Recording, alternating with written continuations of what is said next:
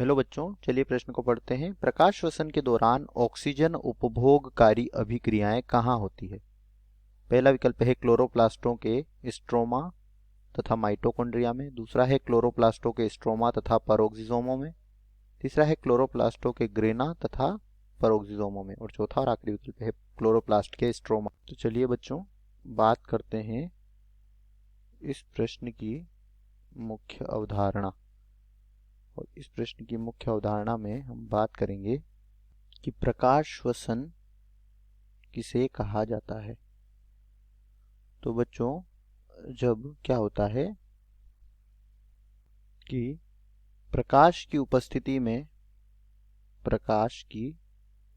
उपस्थिति में ऑक्सीजन का उपयोग होता है और कार्बन डाइऑक्साइड मुक्त होती है, तो इस प्रक्रिया को कहा जाता है प्रकाश श्वसन। और यह पौधों में जो प्रकाश संश्लेषण की अंधकार अभिक्रिया होती है, जिसे C3 चक्र भी कहते हैं या केल्विन चक्र कहा जाता है, इससे जुड़ी यह क्या होती है, प्रकाश संश्लेषण की अंधकार अभिक्रिया से जुड़ी यह प्रक्रिया होती है। और इस प्रकाश श्वसन में ऑक्सीजन का उपयोग जो है कहाँ पर होता है? प्रकाश श्वसन में ऑक्सीजन का उपयोग होता है क्लोरोप्लास्ट के स्ट्रोमा में। जो क्लोरोप्लास्ट का स्ट्रोमा होता है इसमें, और परोक्सिसोमों में। जो परोक्सिसोम होते हैं में इनमें ऑक्सीजन का उपयोग होता है। तो बच्चों, बात करते हैं विकल्पों की।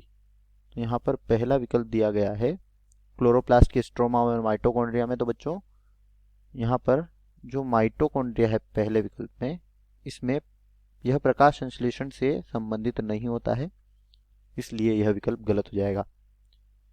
बात दूसरा है क्लोरोप्लास्ट के स्ट्रोमा और परोक्सिसोम में, तो यही हमारे प्रश्न का उत्तर है।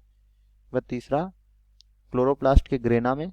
तो बच्चों, ग्रेना में क्या होता है, प्रकाश संश्लेषण की प्रकाश अभिक्रिया होती है, जबकि प्रकाश श्वसन जो है यह अंधकार अभिक्रिया संबंधित है, तो यह भी गलत हो जाएगा।